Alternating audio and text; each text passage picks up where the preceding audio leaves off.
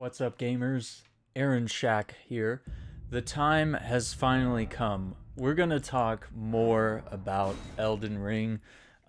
This is going to be a deeper conversation about the game. I want to talk about in this video um, about the game, the mechanics. If you're a new player to Elden Ring, if you're considering picking Elden Ring up, I want to talk directly to that sort of audience. If you've been curious about the game, you're seeing a lot of stuff online, and you're like, hey, this game looks kind of fun, like an open world, medieval fantasy game. Seems like a good time, right? So let's go over here to one of the early areas of the game because I want to showcase certain skills and abilities and some different things that differentiate Elden Ring from your typical FromSoft titles that were more linear. Stuff like the Dark Souls games, Demon Souls, Sekiro, Shadows Die Twice, and Bloodborne. Elden Ring has an open world, which means if you end up getting to a boss, say over here, that ends up being really difficult, and maybe you tried 5, 10, 15 times to defeat this boss, and you just think, okay, I can't defeat this guy.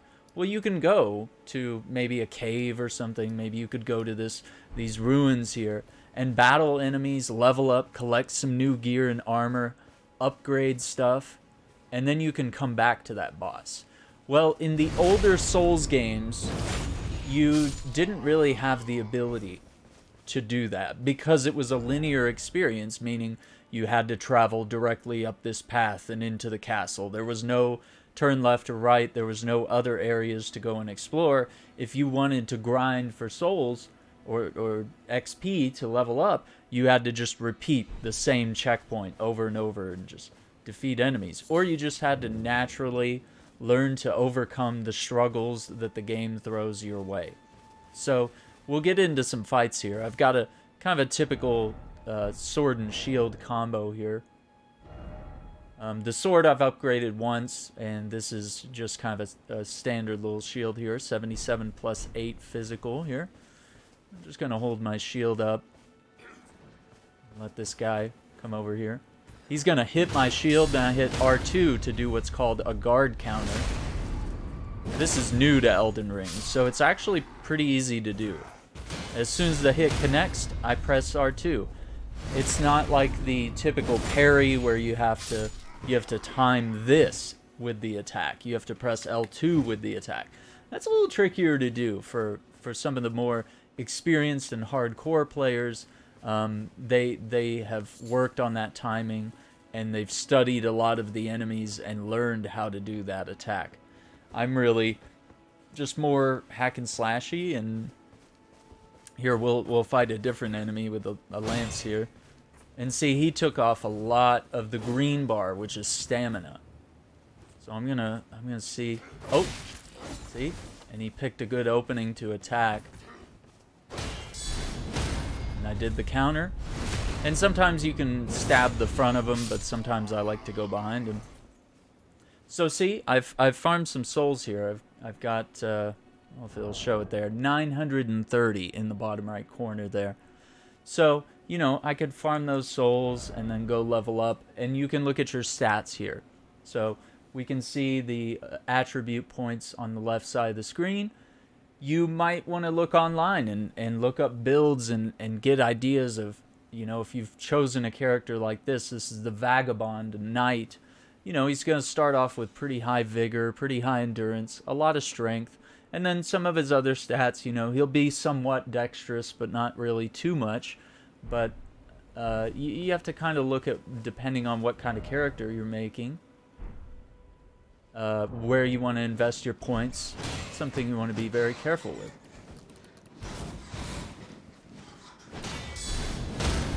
And there we go. Guard counters, kind of a quick and easy way to be able to defeat some enemies. And it even allows you to stun bosses, so you can get in there and get a critical attack. So that's very helpful. Dodge rolling is helpful. Putting up your shield like this with L1 is very helpful. Of course, in the bottom left corner, you can see that I have 7 of the Crimson Tier flasks, and I've upgraded them, so it's a flask of Crimson Tiers +1. Well, there's certain areas in the game that you can go to. Let me see if I have an example of one.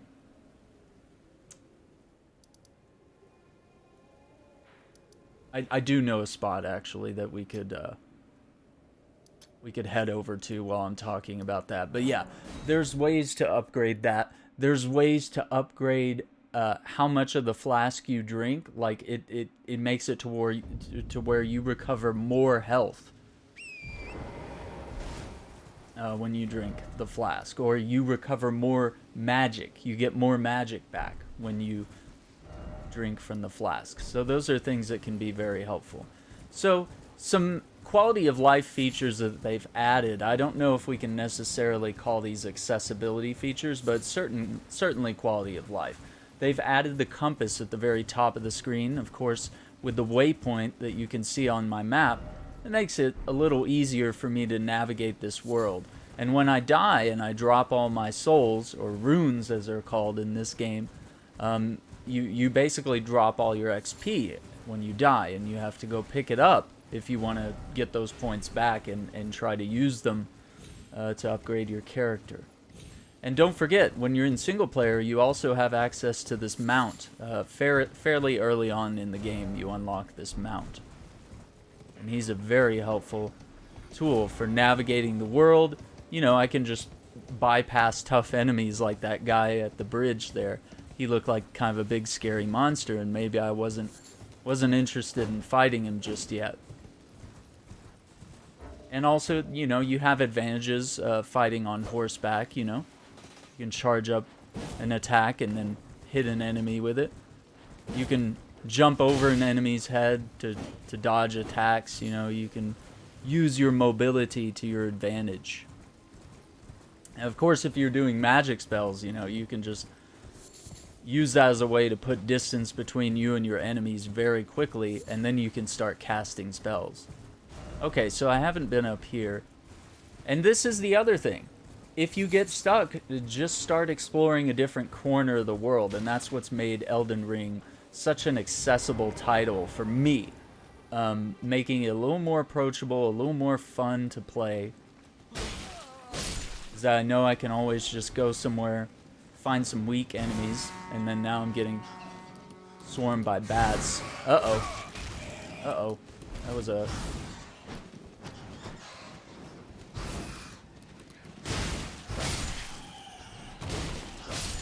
fierce.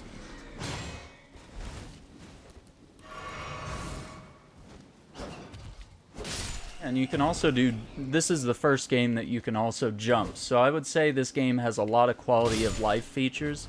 You can jump and attack when you press R2 during your jump. You can kind of come down with that downward slash, and it deals a lot of damage as well. So jumping is new, having a mount is new. It takes sort of the approach that The Legend of Zelda Breath of the Wild has.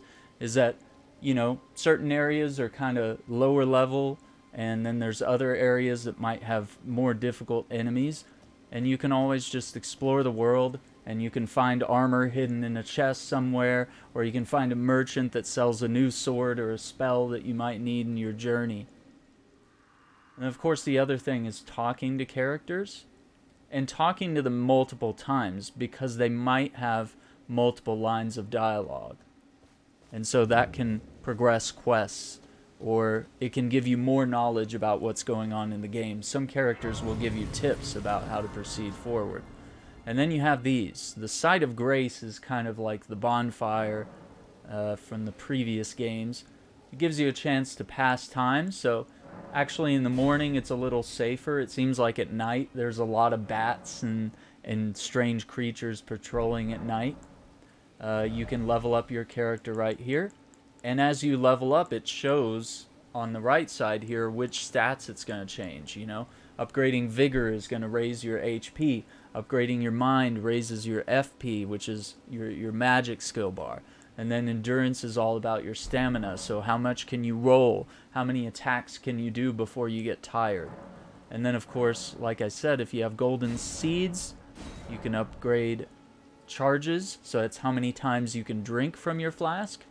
And then this one is using sacred tears. This is how much HP or FP is replenished. And then you can allocate flasks.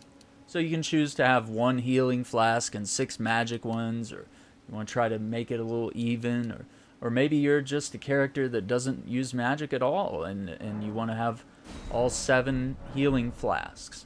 That's one way you can make the game easier. So by exploring and finding this church here, we're actually able to find one of those sacred tears. Now, I don't know if I have 2 of these right now, because currently it's saying I need 2 to be able to replenish here. Okay, so increase the amount of HP, FP replenished by your flasks. Okay, so I can't do it anymore because I'm out of sacred tears.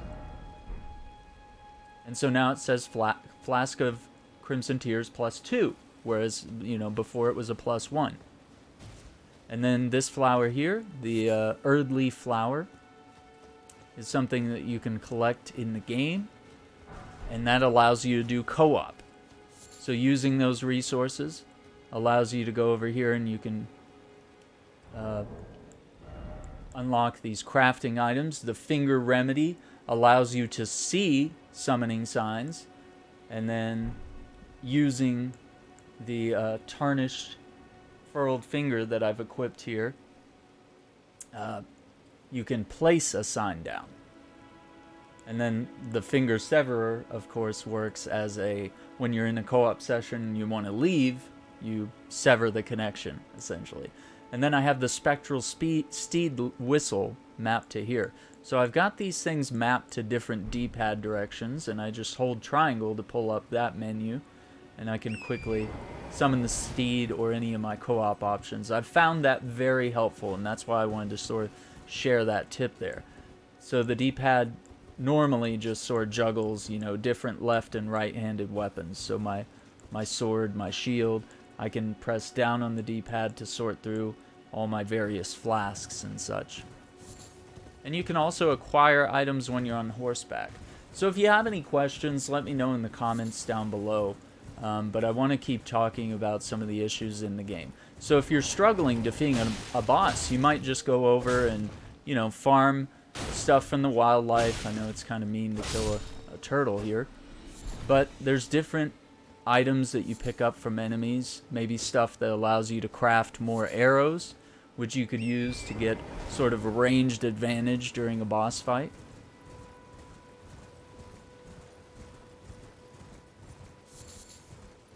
There's really no rules here. You just, you play however you want to play this game, and that's why I'm really enjoying Elden Ring more so than any other Souls game.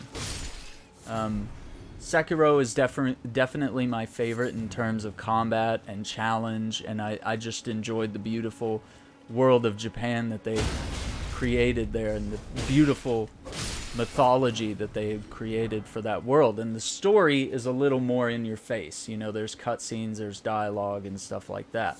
Where in this game and some of the older Souls games, you have to talk to characters to understand what's happening in the game. You have to go over here and read item descriptions here, like this, to sort of understand what something means in the game, what is the history of this item, how does it connect with a certain group of people in the game, maybe it's a certain clan or something, and exploring the game, like so, going down into tunnels here, and it looks like I've found an enemy. So he's got a crossbow. And some of the strategies you can use is just like try to lure him away from other enemies so that you can fight him one-on-one. Might not always be the case. Yeah, you can roll to dodge. You can try to sidestep. And go in for the attacks.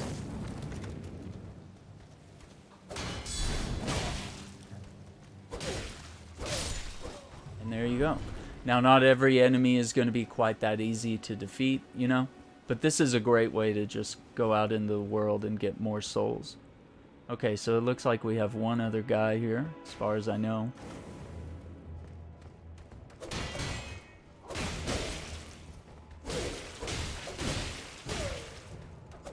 And you can't really just hack your way to success, you know. You might have to be a little more careful, a little more strategic at times.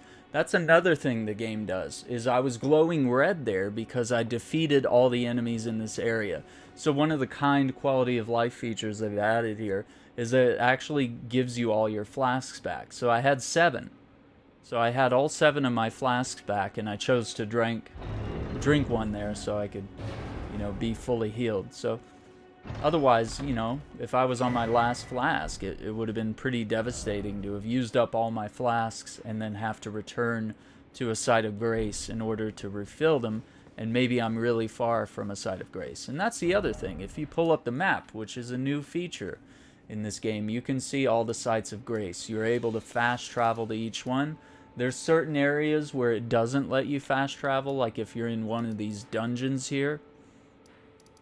For some reason, it just doesn't allow you to fast travel. You'll just have to find the quickest way out of the dungeon back into the open world. And then, of course, you can hop on your spectral steed at that point and ride around if you need to escape something or get somewhere really quickly. So, exploring the world has its benefits. As you can see, I've done a lot of exploring for a low-level character, and I've found a lot of sites of grace just so if I decide I want to explore a certain area, I don't have to necessarily ride all the way out there. So one of the other great details about this game is that I feel like it's diving more into the D&D role-playing type fantasy here, that you're able to select a certain class. And I have videos on the Confessor, the Astrologer, which is kind of a mage. I have this one, which is the Vagabond, kind of a knight-like character. The Confessor is a little more of a paladin. You know, he's got a sword and shield, much like the knight, but he also has some specialty in, like, holy magic type stuff, which requires a lot of faith. There's several other different characters. There's the warrior that dual wields scimitars, 2 swords, and you know, there's more challenging characters like the prisoner, you know, where you start off with less gear, but maybe the stats are a little more even, or they allow you to sort of build your character up from the bottom. Whereas, you know, this knight obviously came with sort of a preset build. You know, some of these points were already allocated, and then I just leveled up a bit more until I hit level 18, and then I invested points at, you know, where I wanted to from there, you know.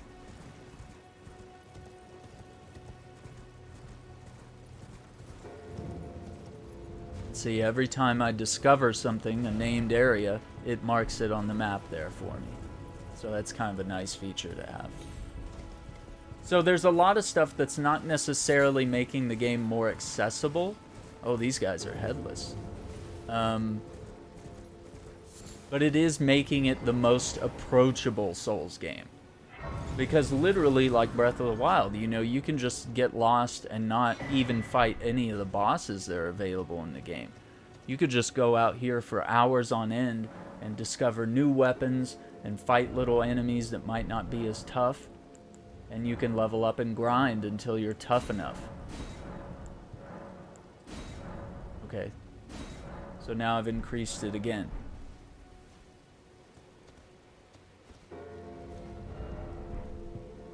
So yeah, Flask of Crimson Tears +3 now. So that's really good because I'm going to get a lot of healing. On my mage character, the Astrologer, I actually have his flasks where one drink from the flask will fill his entire health bar and his entire magic bar. And this little area right here, that's a summoning pool. So that means this area is safe to summon co-op friends and stuff. It's kind of a nice indicator to have.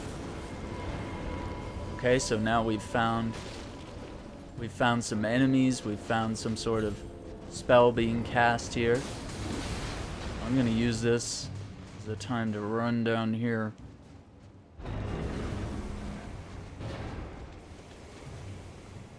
looks like.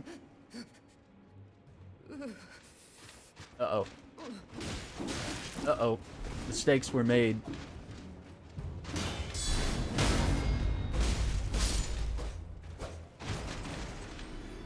So see, depending on what class you pick, you might be able to vanquish these enemies quicker or easier based on your skill with certain weapons.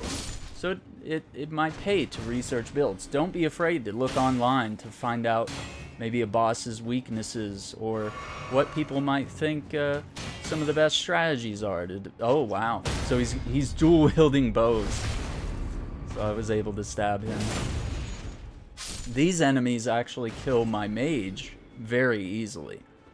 So because I'm a knight and I have all this extra armor here, and another thing to point out about armor here is that behind me, you notice it says in the bottom right corner, it says equip load, 34.1 out of 54.5. So I've got a medium load here. And so if I swap out different armor pieces, it can affect my stats here. I technically don't have anything that's too heavy for my character to wear at the moment. But if you were to equip armor that's really heavy, like if my mage were to wear this outfit, my mage equipment load would probably be over what he could handle. Now you can upgrade your stats here in order to carry heavier stuff, equip more weapons, have more armor and stuff. Which that might be kind of one of the ways I could showcase. Yeah. So I'm just gonna equip a bunch of dumb stuff just to make my guy like stupid heavy so I can show you. Okay, so now he's overloaded. So now he can't even roll. Dude can't even roll. So I've lost the feature to roll. So that's something that maybe a new player wouldn't know about, right? And so if I do a heavy load, you notice the roll is really slow. Especially right there when he hits the ground, you see the dust stir up. He's got like a very slow recovery there.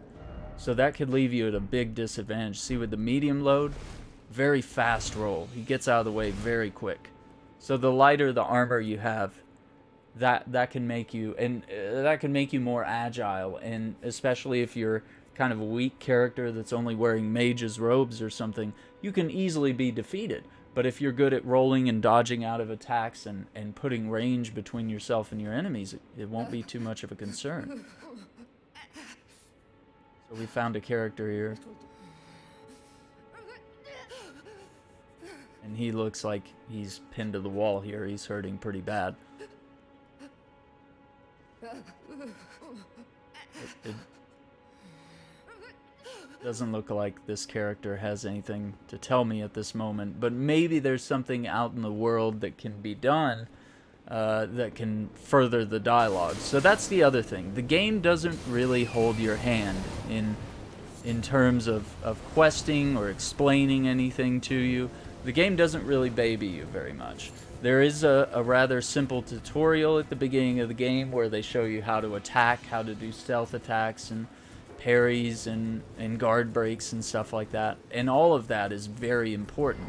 But the game doesn't have a quest log, so you have to sort of manage things. You might want to go over here and put a marker on this area, or find a symbol here. Okay, this symbol means that there's a person here that I need to go back and talk to. So there's someone here in this ruin that I want to go back and talk to about a quest, so I can kind of try to figure out what to do next. Or like, okay, this area over here has some sort of boss, so I'm going to put a skull on there. These are all new features. And then being able to put these waypoints down, these beacons, you're actually able to see the beacon if the weather's right. Yeah, but it's technically that tower over there. I've got that marked. So we'll touch Grace to connect with this area. And if I sit down at the side of Grace, it actually respawns all the enemies in the area. So you can grind some more. And now we found a merchant. You can buy and sell stuff with the runes that you collect from defeating enemies. I think this lantern is actually incredibly handy. So what I'm gonna do is go into my inventory. my equipment. And I'm going to go in here and add that lantern. And then what I can do is go right here. Boom. Turn that lantern on. And now I don't have to carry this torch into dark places unless I want to. And so what that allows me to do, I can take a little pressure off my equipment load. Doesn't really change my stats. But you know, with another character, that might be one item too many on another character. So a lot of tips and stuff here, but the other bigger discussion to have about this game is about difficulty, right? So I've said that you can sort of negate some of the difficulty of the game by just going out and grinding and leveling up and learning how to fight in the game by, you know, defeating simpler enemies before you take on the toughest ones that the game has to offer. Or perhaps you can summon in co-op players to help you with boss fights, you know? You can play this game with friends, or you can try to summon a random online player and have them help you play through the game. You can grind levels and get better. Well, some other things might be accessibility options. The game doesn't really have a whole ton of accessibility options.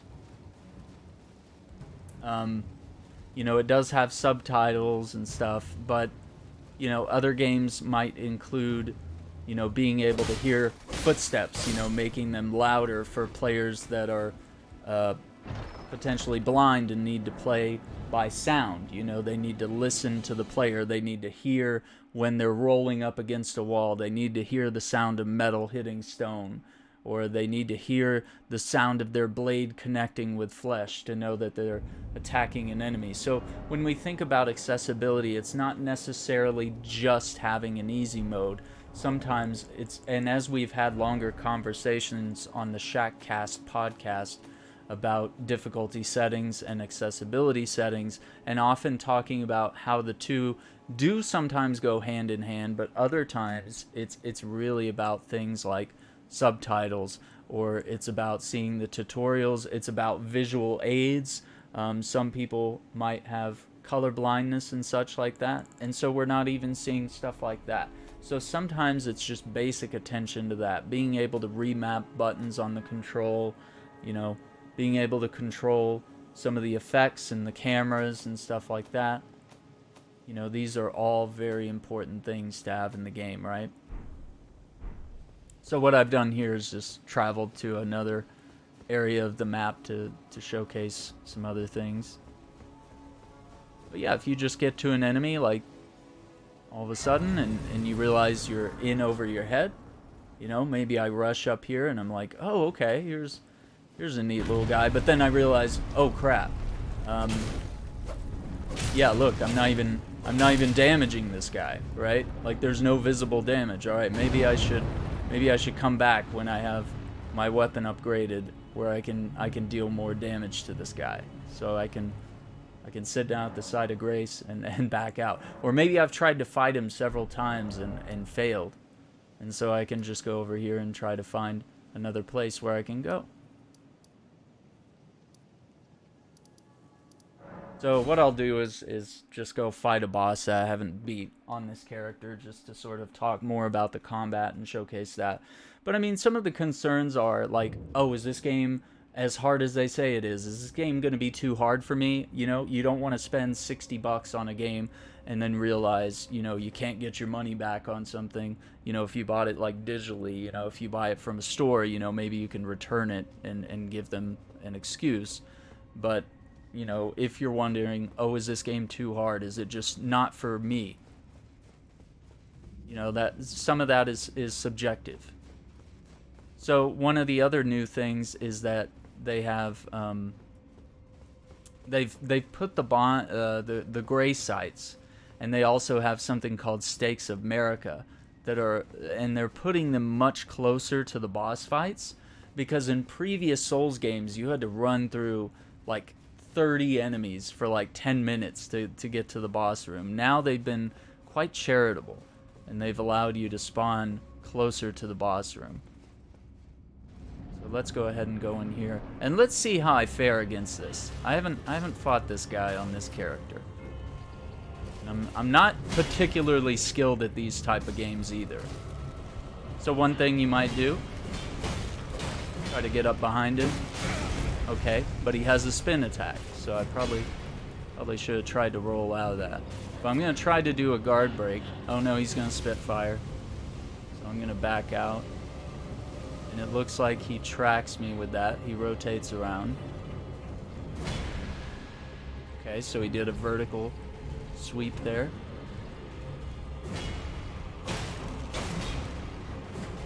Okay, so he did the sweep again. So he's going to try to punish me if I get up behind him.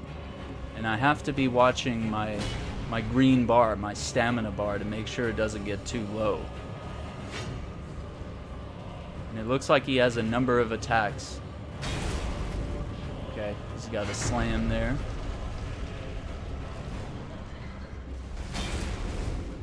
Seems to do quite a bit stagger damage, potentially. Oh, shouldn't have done that. Ah, try outrunning. Oh, got me there. And you have to be careful about when you heal as well. You don't want to leave yourself vulnerable to attack. And also, you don't want to catch yourself in a corner like that. So some rookie mistakes I'm making here, but I'm kind of doing all right. And I've got a lot of healing stuff, so this fight shouldn't really be all too bad.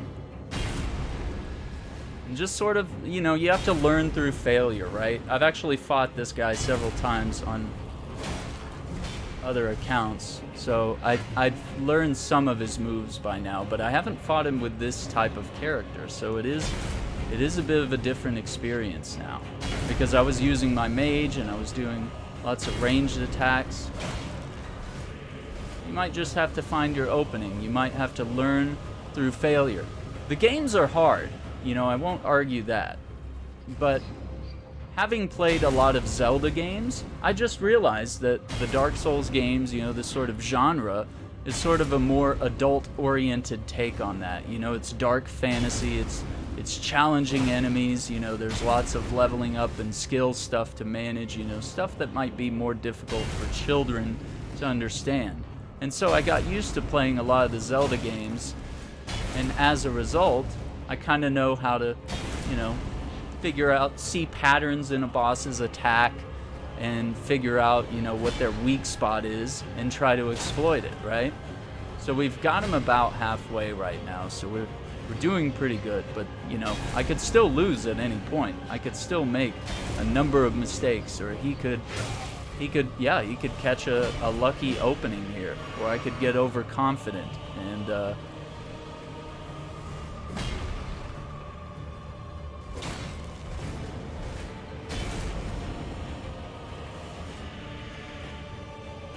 I'm just kind of slowly attacking with R1. I haven't done a whole lot of the R2 charged attacks. And I've been trying to keep him in the center of the arena, so I always have something behind me. I don't want to get caught behind a wall here or something. You can always just backstep like that, or you can sprint, or you can roll out to avoid damage. You always want to give yourself enough time to let that stamina bar recharge. Okay, that was a lot of attacks. You can also be too greedy and not have enough of your stamina bar to escape, right?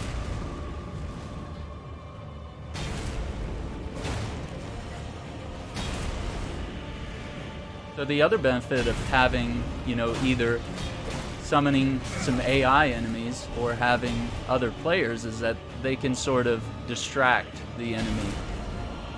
And I probably didn't need to heal there. That was probably a waste of a flask, since each flask pretty much can heal my entire health bar.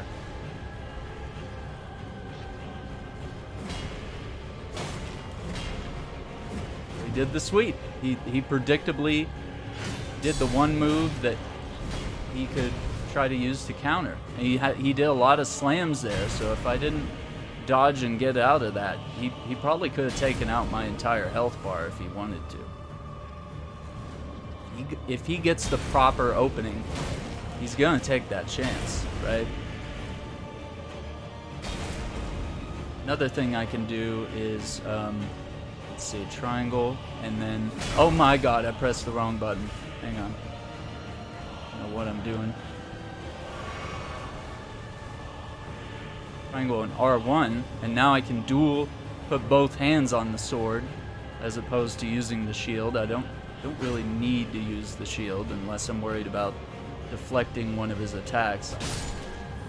That attack was slower, but it did more damage, right? So now we got the Noble Sorcerer Ashes. And that's another thing I could have done was I probably could have gone here and equipped any of these summons, and I could have summoned these 3 lone wolf spirits, and they would kind of run around the arena and attack him and be a good distraction. But I really wanted to showcase some of the skills it takes. Now, obviously, am I kind of over-leveled for this dungeon? Yeah, and so it was kind of an easy fight, and it was pretty doable, right? It was challenging. I still had to be on the edge of my seat, and I still had to think about what I was doing, but it was much easier than if I had come in here at level 4 with just, you know, basic armor that I got at the beginning of the game. You know, this is obviously some armor that I had to grind to get. The original Vagabond armor, I'll equip it right now, was this stuff. So it was kind of like a ragtag setup here, you know, with much lower stats. I mean, it does look pretty freaking awesome. But, you know, at the first chance that I had to spend some of my runes, I did that so that I could get some better armor, so I'd be able to take a few hits. And this is a character I would probably recommend to beginners, you know, just understanding some of the base combat here. And maybe you could just buy a bow so that you have like a ranged option, you know, just in case you wanted to like roll away and then try to shoot some arrows at him from here. And now we can warp out of this dungeon. And so now I have a bunch of runes that I can use, and I can spend it on upgrading my sword or my shield, or finding new armor. Now that I've left the dungeon, I can either ride away on my mount, or I can fast travel to other areas. So you see that there's benefits here, right? To just exploring the world and getting immersed in the dark medieval fantasy world that they've created. And I think that's what I enjoyed the most, and that's why I have so many characters in this game. This guy's level 18, and I've spent so much time upgrading these different characters and just going through the opening moments of the game, because I'm kind of familiar with some of the opening locations and where some of the early bosses are. So I kind of figured out ways to level up different characters, and so I'm really enjoying playing as the astrologist, which is, you know, kind of the mage-like character. But this one's actually pretty doable for solo play, right? Because I got some pretty strong armor, and I can deal some pretty good damage. So I need more runes, need just a couple of more, like 600 or so, and then I can level up my character some more.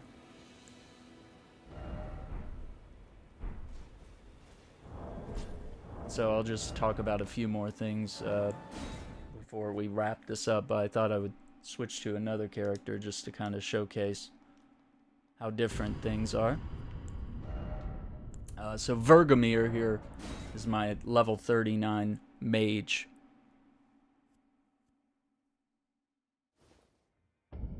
But yeah, I mean, I can't tell you whether this game is for you or not, but I can try to give you, you know, certain, just sort of explain things that maybe beginner players might not know right off the bat, right? So see, I've explored more of the map here, so I have more locations that I can try to go to, more bosses that I can try to fight. Trying to think of some things maybe that I haven't done quite yet.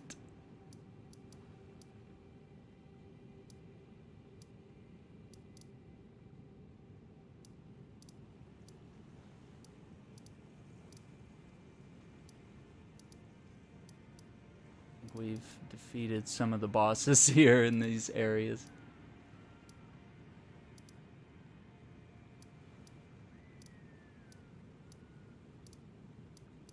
Coastal Cave. Not sure if I've defeated this enemy here.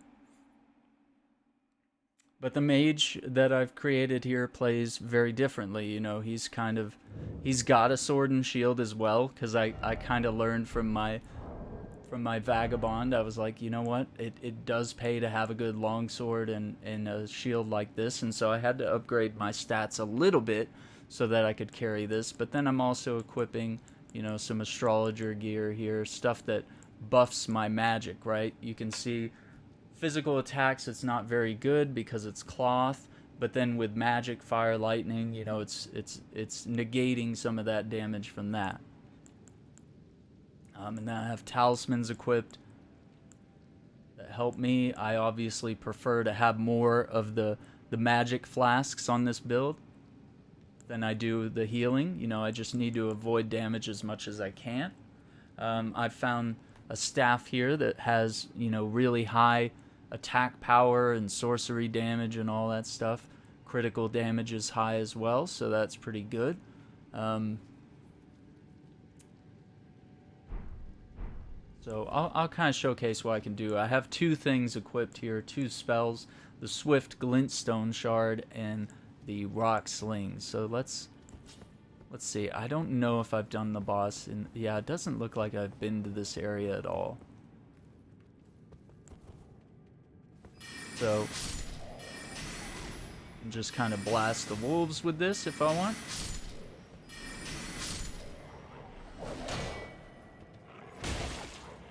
Obviously hitting him with the staff hardly does anything at all. And see, you can search caves and find various items that you might need. So there's benefits here. So I've upgraded enough that my shield can take a hit. I can stand up to some of these enemies here. Whereas earlier I was kind of a pushover with the base shield, you know, they were able to break my guard fairly easily.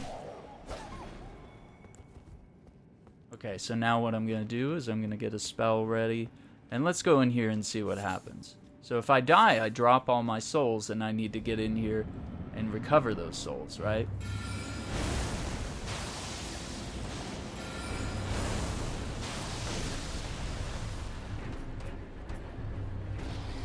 Okay, so I need to be careful. He can close the distance very quickly. And he yelled, that could have staggered me quite easily. So obviously this is a very powerful spell, right? And I'm able to vanquish this enemy very quickly. So I got the Flame Drake talisman now. But yeah, it pays to put some space between the enemy and target him and choose the right time to be casting my spells, you know? This is a very weak character. Probably just a few hits would have been enough to do me in. Maybe 1, 2, 3 hits tops, right? And some bosses can just come in there and just hit me once and it's over. So when I'm playing in co-op, I have to kind of hold back a little bit. So now that's an example I can show you here, that now I have 15,465 souls, or runes as they're called. I'm just used to calling them souls because I play a lot of the other games. And then I have more golden runes here, which if I use these, give me even more runes, so I can level up at the nearest area. So I could just go to the church here, for example, and I could spend money on upgrades and gear. But yeah, let me know if you have any questions down in the comments section. Let me know if this was helpful. Like the video so it gets out to more people, and especially if you enjoyed it, found it helpful or informative. I'd definitely like to make more videos sort of talking about the conversation here. I think there's ways, you know, like with some of these quality of life features that they've added, you know, it's like having a map, having a much better fast travel system. You know, in previous games it was like you could just travel between the different sites here, like the sites of grace, but you weren't able to look at a map and kind of see what's where, and you know, sort of keep track of where you've been and what you've done. You know, a quest log would have been something that might be kind of nice to just sort of juggle, because there's so much in the game, there's so many characters, and there's not really a lot of cutscenes. People don't really say too much, so you have to kind of put the story together on your own. You have to sort of interpret things to yourself, and it's not my favorite way of storytelling. I prefer Sekiro, where it does have some of the mystery, but it also has cutscenes and dialogue, which makes the game more entertaining, more immersive. You feel like you're part of the story and you're having all these interesting conversations and interacting with characters. Whereas, this dark world here can be just kind of not as interesting if you don't really understand what's going on, which I completely get. So now I can actually upgrade, and you notice it's putting everything in blue here. So if I were to up my intelligence, it's going to up my right armament 1, which is my staff. It'll bring it from 67 to 68. It's going to take my magic and fire damage up a little bit. So yeah, certain things here. Upping my arcane ups my discovery rate, so that makes it easier for me to find lots of loot. When I loot bodies, I might get something that's a little more rare if I have a high discovery. Upping my arcane does more fire and holy damage, gives me some more vitality. There's just all sorts of options that you have here with building a character, but I chose to stack points into mind and intelligence, because intelligence has a lot to do with magic, which a lot of the spells I'm casting are just straight up magic. It's not fire, it's not lightning, it's not holy magic or anything. It's just your straight up standard stuff here. So depending on what types of magic you want to use for that type of character, don't be afraid to look things up. I definitely have not been shy about looking up guides or just sort of looking at maps online, or if I get stuck on a boss and I want to figure out, okay, how do I exploit his weaknesses? Maybe there's some move that I'm not seeing, some opening that I'm not able to take advantage of, right? Or maybe there's some sort of skill or a type of damage, like, oh, this enemy's weak to lightning damage. You can take advantage of stuff like that. So just knowing all these different things is very helpful, right? So I think I've kind of laid out like an adequate set of strategies here that you can apply to the game. We talked about ways that, maybe the game can be improved. We talked about how Elden Ring has probably one of the most approachable, and it's not the most accessible game, but of all the Souls games, I believe this one's probably the most accessible. If you were really curious and thinking, hey, this seems like a really fun world to be a part of, and I'm here for a challenge, and it's okay if I get a game over screen, because that's how you learn in this game. You learn through your deaths, and you try to improve with each fight, right? So this boss here, this is one of the first bosses you see in the game. So I wonder what I'm going to be like against him right now. I probably shouldn't have cast it from this far away. Well, I still hit him. Okay, so he's mad.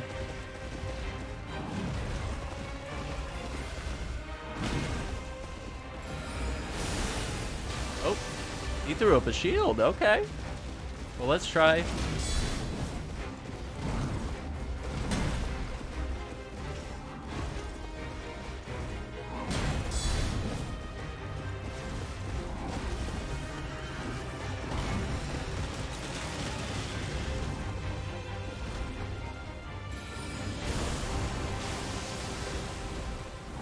It looks like my magic is doing pretty good.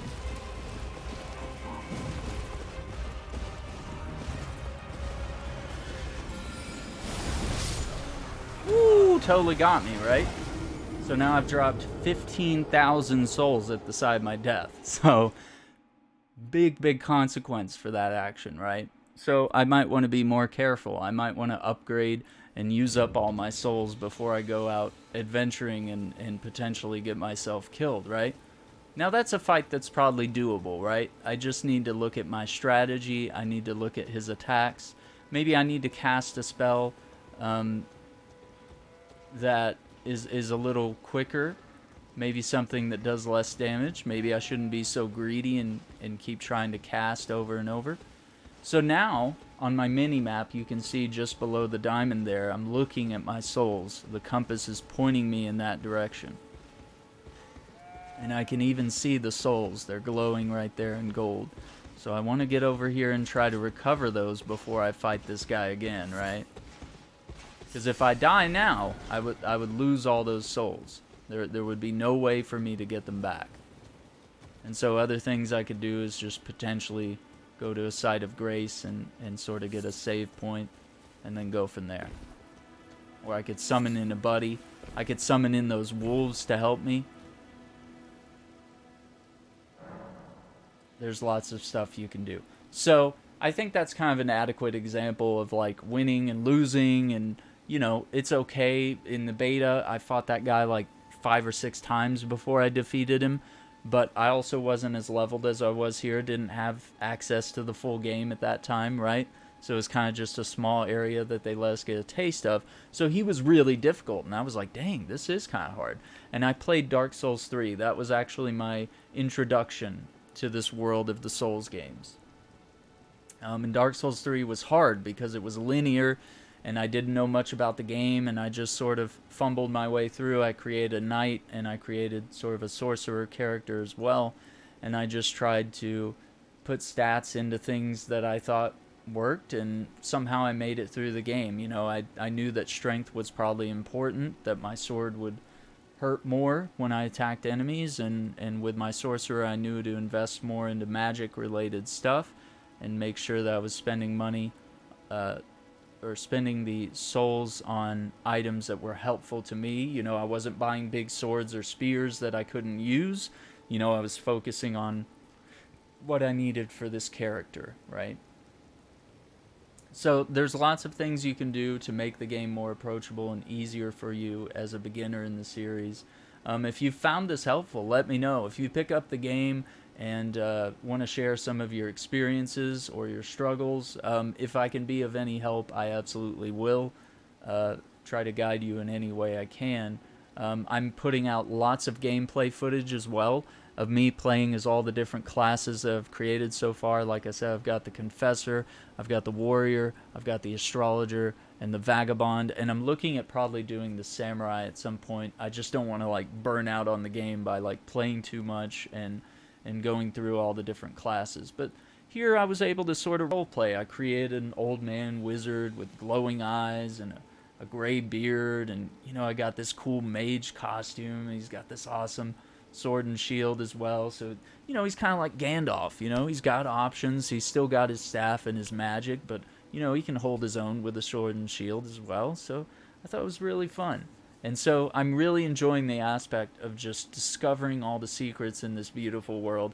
And yeah, I haven't defeated a ton of bosses. And yeah, I'm not the best at these type of games, and I don't typically enjoy rolling around and then getting an attack and then roll around more. I think it can sometimes be a boring kind of gameplay, and that's why I like Sekiro more, because it was about deflecting attacks with your sword and finding the appropriate time to attack and when to parry and stuff like that. And you found enemies' weaknesses, and you dodged, and you used prosthetic devices, you know, to throw ninja stars or flames or fireworks to distract or hurt your enemy so that you could capitalize on their weaknesses. And in this game and that game, you're also able to use stealth. So it's to each their own here. Is it a hard game? Yes. But is it impossible? No. My skills from playing the Zelda games transferred over quite a bit. You know, I was able to look at enemies like a giant spider and see, okay, in Zelda, usually the eye is big and glowing and prominent, and you can lock onto it, and you know, you clearly know that's a weakness.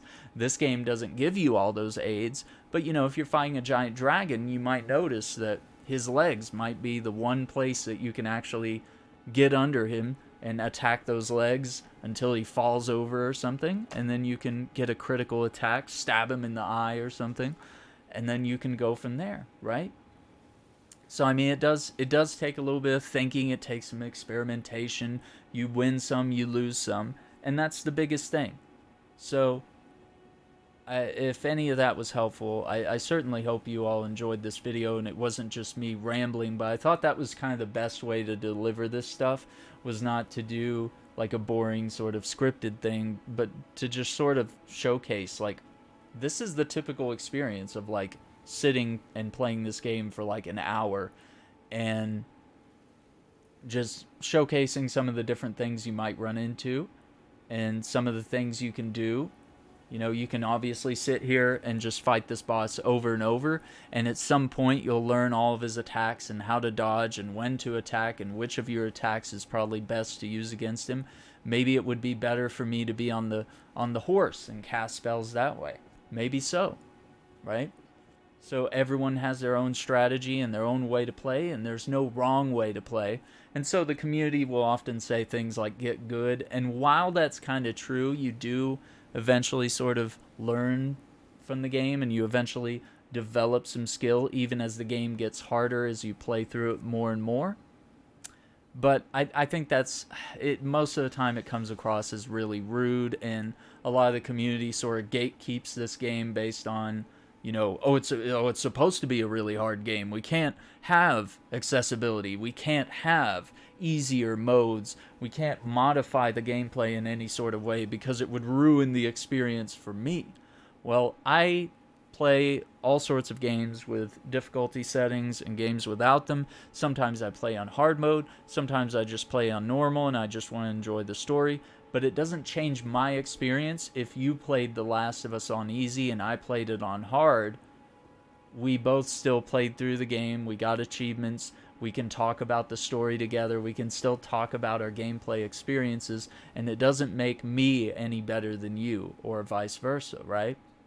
So, I mean, I think it's just a conversation about, you know, gatekeeping, being kind of elitist.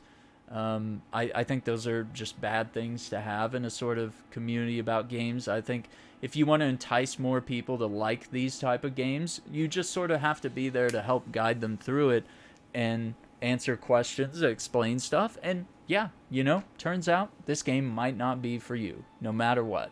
You know, maybe you try your hardest and maybe this is just a game you don't enjoy. Maybe it has mechanics or styles, or maybe you just don't like something about the game, right? It's perfectly fine. Not everybody's going to like Breath of the Wild. Not everyone's going to like this. But I do think that there's a lot of similarities that I saw from Breath of the Wild to this, and a lot of my approach from playing The Legend of Zelda Breath of the Wild I've applied to this game. Just if I get stuck, if I'm hitting a wall, if I'm over here fighting dragons and I'm having a rough time, I might realize, hey, maybe I'm not skilled enough to be in this area. So let me go over here back to the kind of beginner easy area and see if I've cleared all the bosses here, and maybe there's some ways I can get some more XP so that I'll be a tougher threat to some of these villains when I go over there. Or maybe I'll find a thing here and be like, oh, there's a cave I haven't explored. Maybe I should go check that out. So that's what keeps me going and playing this game and enjoying it so much, is that I'm not banging my head against a wall to get from one boss to the next boss to the next boss.